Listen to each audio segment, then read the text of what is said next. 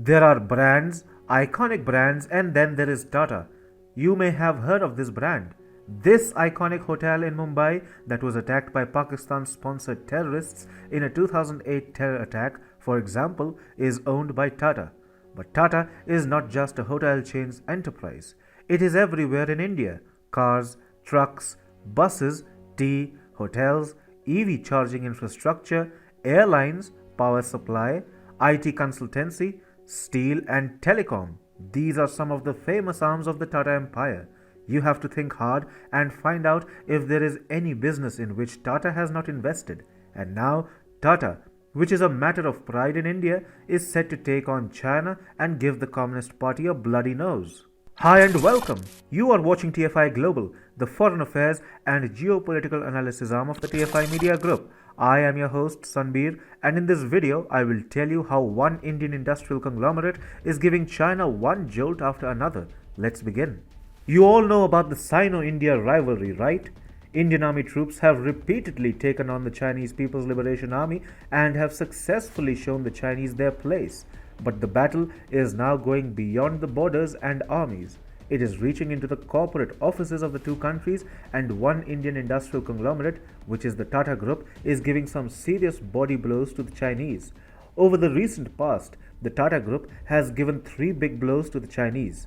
Tata has replaced China's Vivo as the title sponsor of the Indian Premier League, which is a cash-rich cricket league in India. Tata is entering the electric vehicle business and is about to imperil many Chinese EV businesses. And the most important one, Tata is getting involved with the island nation of Taiwan in the semiconductor business and is giving a serious heartburn to Beijing. Now, what makes Tata big for India? Tata Group is easily India's most iconic business brand.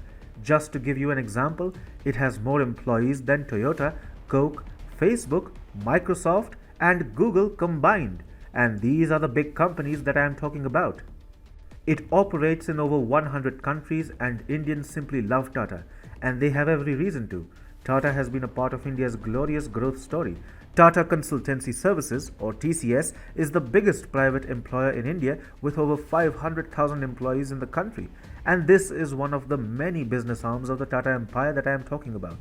Till 2021, TCS has been recognized as a global top employer 6 consecutive times. Tata Group has grown into one of the biggest business conglomerates, with 29 publicly listed Tata enterprises having a combined market capitalization of $242 billion. In India, you will find many internet quotes, social media posts, and videos showering praise on Ratan Tata, who was the former chairman of Tata Sons. For Indians, Tata is a sentiment, being an over 100 years old brand. And now, Tata Group is only improving its reputation further by taking on the Chinese. As per latest reports, the Tata Group will replace Chinese mobile maker Vivo as the Indian Premier League's title sponsor from this year. Amidst growing animosity between India and China, there was already a growing demand that the Chinese company should be replaced as the cash-rich cricket league's sponsor. I understand that many of our viewers here won't understand what IPL is, or for that matter, what cricket is all about. At least, Taylor Swift and Jennifer Lopez don't understand cricket. Former English cricketer Andrew Flintoff had to explain it to Lopez. Its closest sport in America is probably baseball, Flintoff said, except cricket lasts 5 days, we break every 5 days for food, and we spend a lot of time rubbing our balls on our trousers.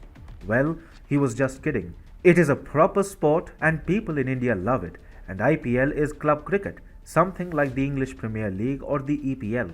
But the point is that Indians had a problem with a Chinese brand getting involved in IPL, and now Tata Group has resolved their grievances.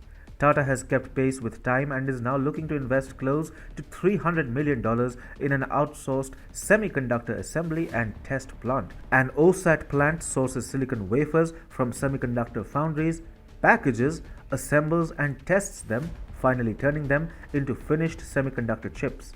And where do you go for semiconductor chips? Yes, you got it right. You go to Taiwan. Tata Group is reportedly discussing its semiconductor chip business plans with some international majors, including those from Taiwan. This is complementing India's efforts of trying to rope in Taiwanese manufacturers, Taiwan Semiconductor Manufacturing Company and United Microelectronics Corporation for chip making in India. Tata wants a possible tie-up and makes an impressive foray into the semiconductor chip business amidst the ongoing global chip wars. In doing so, the industrial conglomerate is showing scant regard for China and is openly engaging with Taiwanese semiconductor giants. Tata Motors is a popular brand in India and is an undisputed leader in the heavy automobile sector. It is also making a comeback of sorts in the passenger vehicle segment and has recently become the second largest car maker in the country. But it is the Tata EVs that seem exciting. Tata Motors is selling EVs at a breakneck speed in the country. In November 2021, it sold 1,751 EV units, which were 4 times more than November 2020. One thing is clear: Tata will lead India's EV revolution. This is bad news for Chinese EV makers like BYD, which was planning to launch EV passenger vehicles in India and get a big share in the country's emerging EV market.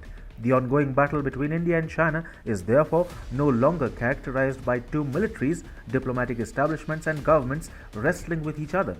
The corporate sector too has joined, with an Indian conglomerate giving severe jolts to China.